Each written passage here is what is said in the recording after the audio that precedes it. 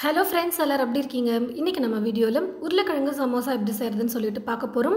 மேலே மாவுக்கு மைதா மாவு யூஸ் பண்ணாமல் கோதுமை மாவில் பார்த்திங்கன்னா நம்ம செய்ய போகிறோம். வாங்க இந்த ரெசிபி எப்படி செய்கிறதுன்னு சொல்லிட்டு பார்க்கலாம்.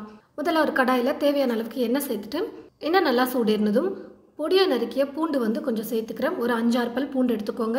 நான் வெறும் பூண்டு மட்டும் சேர்க்குறேன். நீங்கள் இஞ்சியும் சேர்த்து செய்கிற மாதிரி இருந்தால் ஒரு சின்ன துண்டு இஞ்சியை பொடியை நறுக்கி சேர்த்துக்கோங்க. 2 கைப்பிடி அளவுக்கு பச்சை பட்டாணி சேர்த்துக்கிறேன். ஃப்ரெஷ்ஷான பச்சை பட்டாணி தான் இப்போ நான் எடுத்திருக்கேன். எண்ணெயிலே ஒரு 2 நிமிஷத்துக்கு நல்லா வதக்கும் போது பச்சை பட்டாணி ஓரளவுக்கு நல்லா வெந்து வந்துடும்.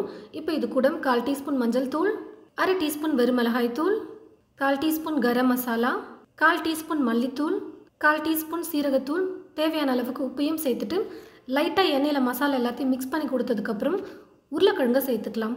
3 உருளைக்கிழங்கை வேக வச்சு மேலே இருக்கிற தோல் எடுத்துட்டு நல்லா மசிச்சு எடுத்து வச்சுருக்கேன். இந்த உருளைக்கிழங்கையும் சேர்த்து மசாலோட நல்லா மிக்ஸ் ஆகிற வரைக்கும் நம்ம குக் பண்ணிக்கலாம்.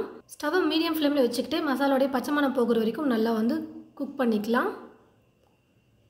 பாருங்கள் ஃப்ரெண்ட்ஸ், எல்லா மசாலையும் சேர்த்து நல்லா மிக்ஸ் பண்ணிட்டேன்.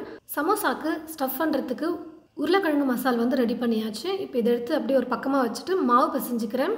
மெஷர்மெண்ட் கப்பில் 1 கப் அளவுக்கு கோதுமை மாவு எடுத்திருக்கேன். கூடவே ஒரு சிட்டிகை அளவுக்கு ஓமம் சேர்த்துக்கலாம். ஃப்ளேவர் ரொம்ப சூப்பராக இருக்கும். ஓமத்தை கையில் இந்த போல் நுணுக்கிட்டு அதுக்கப்புறம் சேர்த்துக்கோங்க.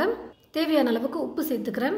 முதல்ல மாவோட எல்லாத்தையும் சேர்த்து நல்லா கலந்து கொடுத்துட்டு அதுக்கப்புறம் கொஞ்சம் கொஞ்சமாக தண்ணி சேர்த்து மாவை நல்லா கெட்டியாக இருக்கிற மாதிரி பிசைஞ்சுக்கோங்க. பாருங்கள் ஃப்ரெண்ட்ஸ், மாவு பிசைஞ்சு எடுத்துக்கிட்டேன். பூரிக்கு நம்ம எப்படி மாவு பிசையுமோ நல்லா கெட்டியாக அது போல் பிசைஞ்சுக்கோங்க. நல்லா கெட்டியாக இருக்கணும். ரொம்ப இலக்கமாக இல்லாமல் நல்லா கொஞ்சம் கெட்டியாக இருக்கிற மாதிரி மிக்ஸ் பண்ணி வச்சுக்கோங்க.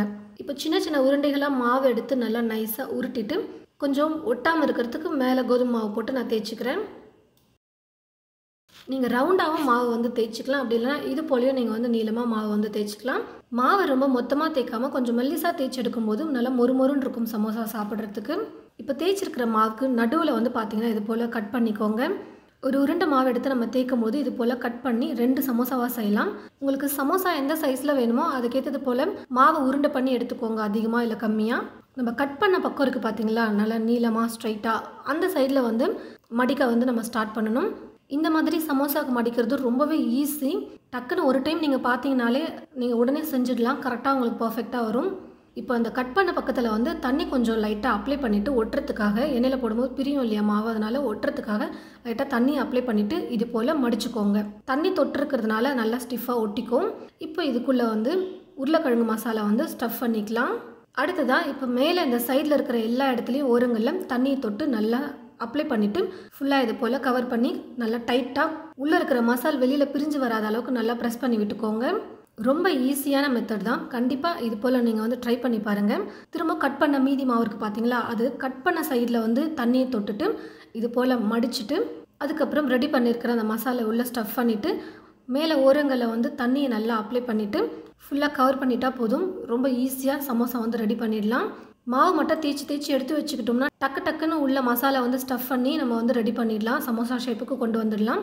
எல்லாத்தையும் நான் பார்த்தீங்கன்னா சமோசா மாதிரி மடித்து எடுத்து வச்சுக்கிட்டேன். கடாயில் இன்னொரு பக்கம் எண்ணெயை நல்லா சூடேறினதும் ரெடி பண்ணியிருக்கிற அந்த ஒவ்வொரு சமோசாவையும் எடுத்து எண்ணெயில் போட்டு ஃப்ரை பண்ணி எடுத்துக்கலாம். அப்பப்போ கரண்டி வச்சு எல்லா பக்கமும் நல்லா கலந்து கொடுத்துட்டே இருக்கும்போது ஒரே மாதிரி கலரும் மாறி இருக்கும். நல்லா வெந்து வந்திருக்கும். நல்லா கிறிஸ்பியாகவும் இருக்கும் சாப்பிட்றதுக்கு.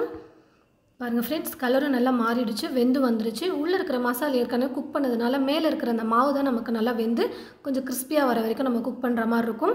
இப்போ இது போல் வடிகரண்டியில் எடுத்துக்கிறேன். இருக்கிற எக்ஸ்ட்ரா எண்ணெய் நல்லா வடிஞ்சு வந்துடும். சமோசா சாப்பிட்றதுக்கு ரொம்ப சூப்பராக இருக்கும். மீதி இருக்கிற எல்லா மாவையும் நான் சமோசாவாக ரெடி பண்ணி வச்சுருக்கேன். அது எண்ணெயில் போட்டு ஃப்ரை பண்ணி எடுத்துக்கிட்டால் போதும். சுட சுட ஈவினிங் டைமில் சாப்பிட்றதுக்கு ஒரு சூப்பரான ஸ்நாக் ரெடி. நம்ம கடையில் வாங்குகிற உருளைக்கிழங்கு சமோசாக்கும் நம்ம வீட்டில் செய்கிறதுக்கும் கொஞ்சம் சேஞ்சஸ் தெரியும். ஏன்னு பார்த்தீங்கன்னா மேலே இருக்கிற மாவு நம்ம கோதுமை மாவில் பண்ணியிருக்கோம். எண்ணெயிலே நம்ம ஃப்ரை பண்ணியிருந்தாலும் கொஞ்சம் இன்னும் ஹெல்த்தியாக சாப்பிட்ணும் அப்படின்னு நினைக்கும் போது மைதா ஸ்கிப் பண்ணிட்டு நான் கோதுமையில் உங்களுக்கு இன்றைக்கி ரெசிபி ஷேர் பண்ணியிருக்கேன்.